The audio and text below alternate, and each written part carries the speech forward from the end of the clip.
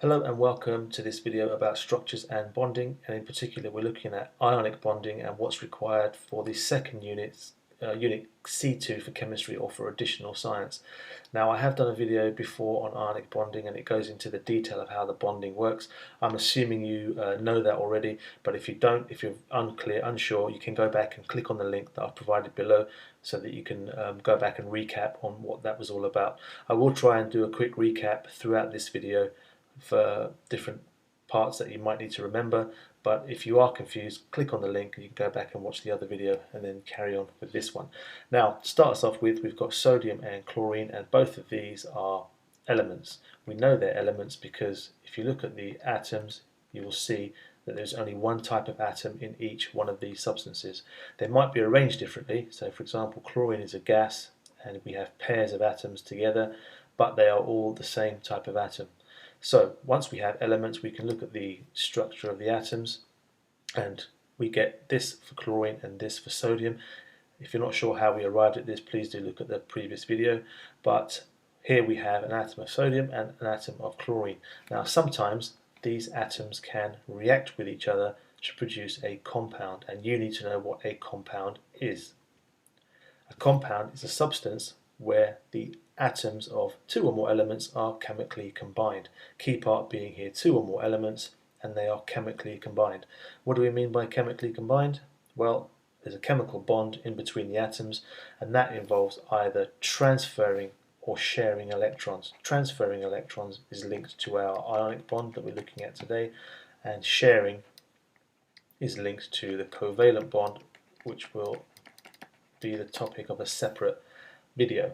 So how does this all work? Well, here we've got our sodium atom and our chlorine atom, and how do these two combine? Well, we know they link with an ionic bond because we have a group 1 metal and a non-metal here, and what we have, if you remember from previously, is that sodium will lose this electron in its outermost shell and transfer it to the chlorine. This means that sodium now has a full outer shell, and we say it has reached a noble gas configuration. And a noble gas has a full outer shell. These are the elements in group 0. All have a full outer shell, so we say that sodium, by losing that electron, has gained noble gas configuration. Chlorine has done the same. It's done that by gaining an electron, so it now has a full outer shell and also has a noble gas configuration. But that leaves us with a slightly different structure in the two atoms, and they are now both not atoms anymore, they are both ions. And here I've just repeated what I've got above. Don't know why I needed to do that, but I have.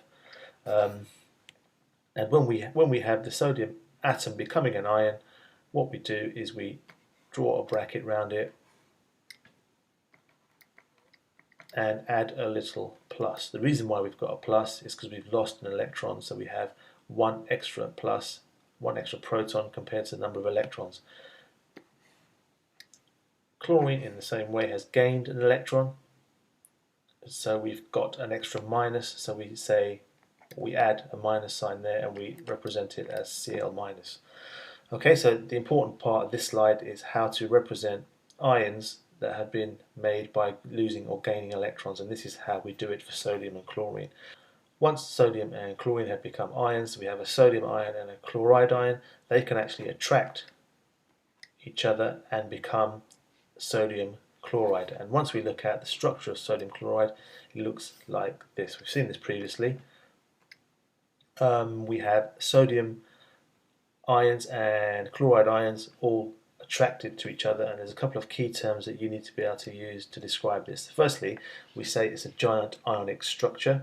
It's not a molecule, it's a giant ionic structure. We describe the ions as organized in a lattice, and quite importantly, we say there are electrostatic forces of attraction between the ions.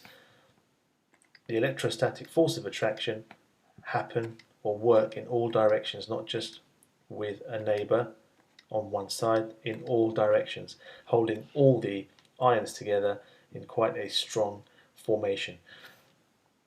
Now what you also need to know is some of the patterns in the periodic table. So I'm just going to go through that quickly for you.